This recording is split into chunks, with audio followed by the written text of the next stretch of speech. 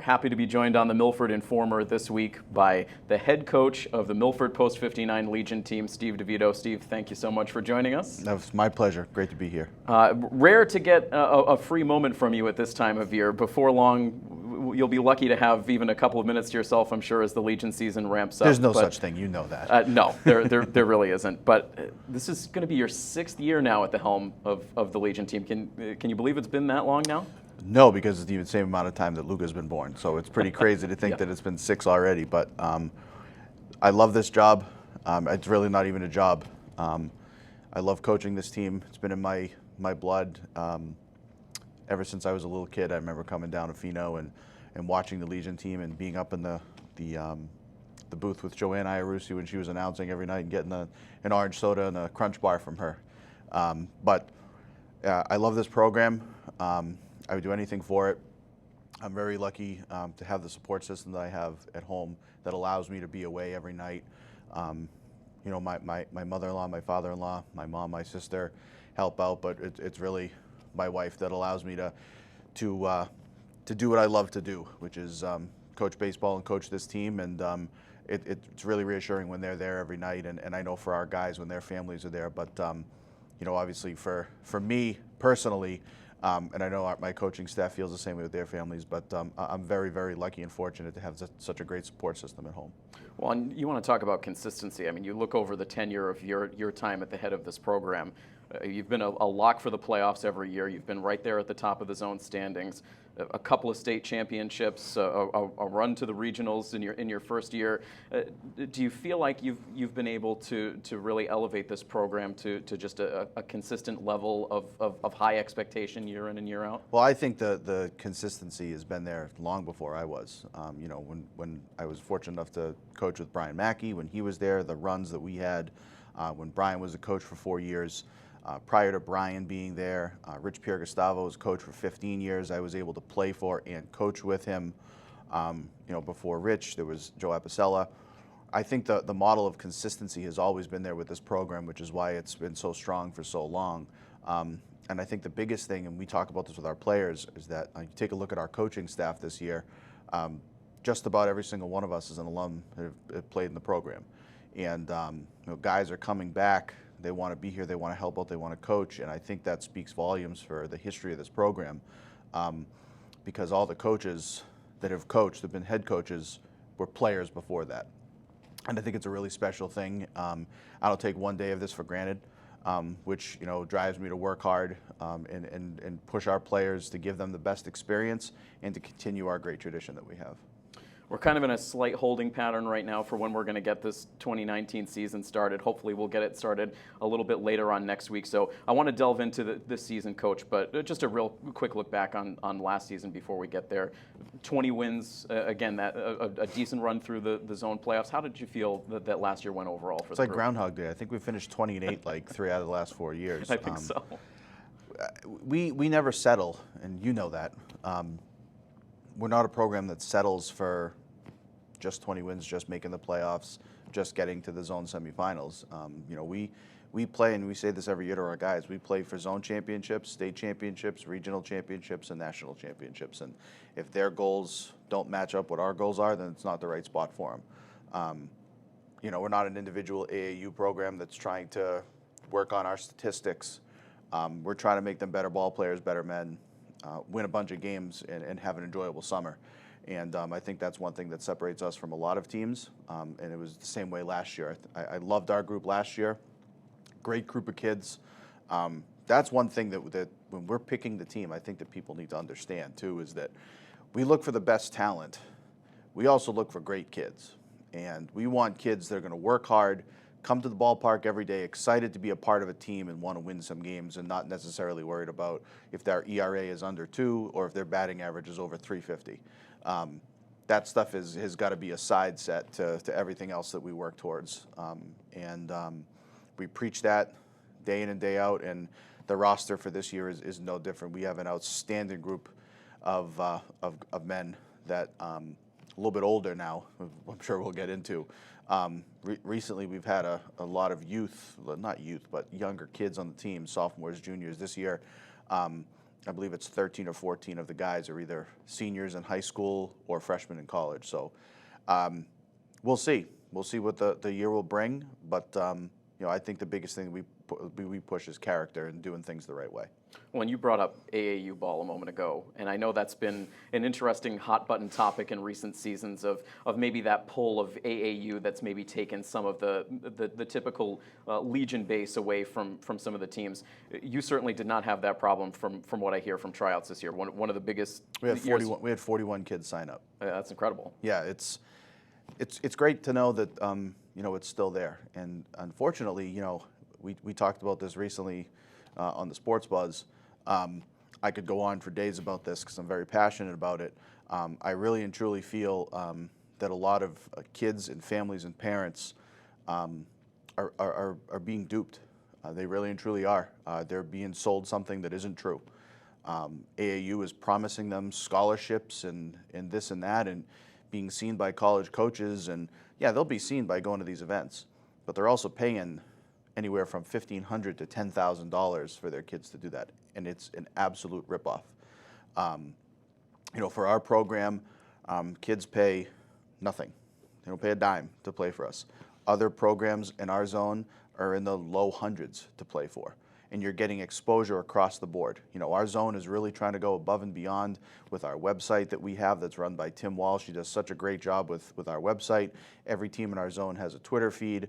All of our teams and our coaches have great relationships with college coaches, and college coaches have said to me personally and to other coaches as well, listen, some of the really talented players are playing for AAU, and they understand that, but they love a Legion player because they know exactly what type of game they're playing. They're playing a team-oriented, hard-nosed, tough battle night in and night out, as opposed to weekend days when they're going to try and go 4 for 4. And if they go 4 for 4 and their team loses 15-2, it really doesn't bother them. And that's not fostering a good relationship for when they get to college, because now they're expecting, well, I'm just going to go 4 for 4 and I don't care if my team wins. And college coaches are not really liking that. And I just think that the salve that AAU is trying to give to young kids today is false, it's wrong, and it's downright dirty. And I just don't like it whatsoever. And I have no problem saying that to anyone that supports the AAU program, because I personally think there are a lot of kids that are losing a lot of money and families that are losing a lot of money because they're being sold this quite frankly, garbage. It's certainly a great conversation that needs to continue to be had with athletes, no question about it. I want to delve a little bit deeper into your roster. It's a fascinating composition of your roster this year. You've got a little bit of everything. You've got a lot of players with either 2 or 3 years experience in the Legion uniform, which is such a plus for those guys.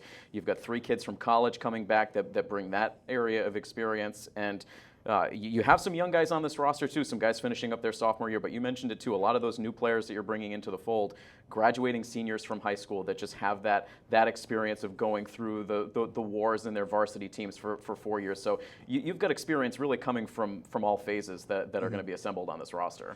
Well, I think the one thing that we try and focus on is that as much as we're trying to pick the best players in the area, like I said, we want to pick good character kids, but we also realize that we're playing for this year, but we're also playing for years down the road at the same time. We've got to keep all of that in mind.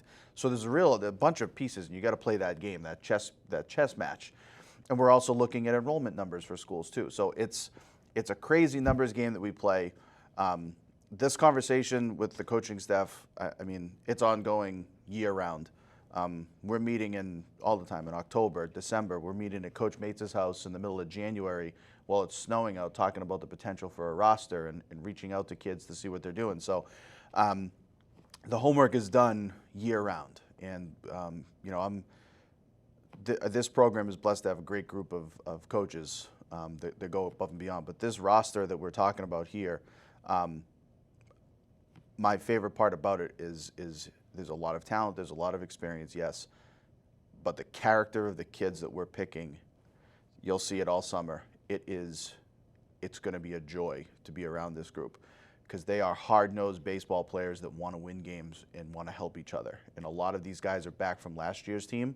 And I think the guys that graduated from last year's team, Alex Reynolds, Sean Ribello, Aiden Wild, those guys that were there were entrenched in it for a long time. Aiden for 4, Sean for 3, Alex for 2, who is actually going to be back as a graduate assistant this year helping us out after surgery, want to be here. Kyle Nocera left a couple years ago. He's back again as an assistant coach. Wants to be here because they enjoy the competition in the program, and I think feeding that to our kids is going to be huge. But I'm excited for the depth that this roster has at every position, from behind the dish to the infield to the outfield to the mound. The depth is as strong as we've had in recent years, and it's all on paper, and that's one thing we've said to the guys. It's all on paper, and what we make of it is going to be the key in how we work once we get this thing going. The last time we had a gap between state tournaments in Milford, it was well over a decade. It's a much shorter time in between this time around. You hosted the state tournament in 2017. You're hosting it again here in the summer of 2019, coming up at the end of July. And so an exciting prospect for the team, knowing that they'll have that host bid into the state tournament regardless of how the regular season works out. I know you want them to earn it there. I know they expect to earn their way in there, but still an exciting prospect to come down the pike, knowing that we'll have a state tournament play at Pheno. Well, we've already said this to them. We know we're hosting, but that's not even an option for us right now. We want to win our way in. We want to win the zone and be the zone rep going to the state tournament. And we're going to leave it on the line, and that's what our goal is first come, first serve. Obviously, our first game is not going to happen with 15 of our 18 players playing in high school playoffs, which is an outstanding thing for us. But the state tournament will be great. In the off season, we weren't even really considering putting in a bid, and we were contacted and asked if we wanted to put in a bid. And it was like, all right, well, we'll talk about it. And Steve Galino, our new president of our baseball club, decided it's probably the best thing. Talked to the board. The board approved it, and we went in and put in our pitch and got it over a couple of other teams.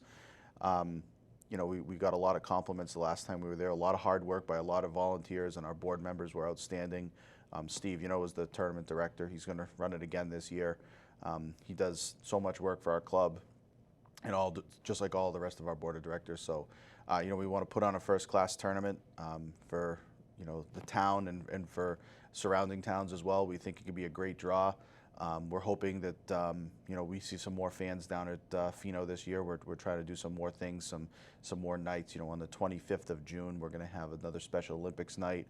We're looking to bring down a youth night for youth baseball. We want to try and bring the community back down to Pheno because it's a great experience. We know we're going to have a great team, but families looking to get a good, cheap night out down at the ballpark. We think it's a great experience for the kids to run around and have some fun, and for the parents to be able to watch some great baseball. So we're trying to really ramp it up around here, get some more positive energy around the town, surrounding towns as well, and the state tournament is just one more addition to that. It feels like it's going to be a pretty special year for Milford Legion baseball this year. We certainly cannot wait to get our coverage started. It looks like right now, we hope the season's going to get started next Thursday on June 13th. Right now, it's looking like your first home game will be Sunday, June 16th against Maine South, and then again, a ton of opportunities to see this team in action all season long at Pheno Field, and then again later on this summer in the state tournament. So we are really looking forward to seeing what this team can do on the field. I know you are as well, Coach. A big summer ahead of you, a busy summer ahead of you, but we can't wait to see how things go. Thank you so much for joining us. We'll be spending a lot of time together, Tim. I cannot wait. Thank you so much, Coach. Thank you for having me. This is Milford TV News and Sports Director Tim Coet. Make sure you check out new editions of the Milford Informer every Friday at 7:30 p.m. or during one of our 8 convenient re-air times throughout the weekend. You can also find individual news stories as well as full archived editions on our YouTube page, My Milford TV. If you live in the greater Milford area and have an idea for a news story, you can tweet at us using the handle @Milford_TV, or you can contact me directly by sending an email to news@milfordtv.net.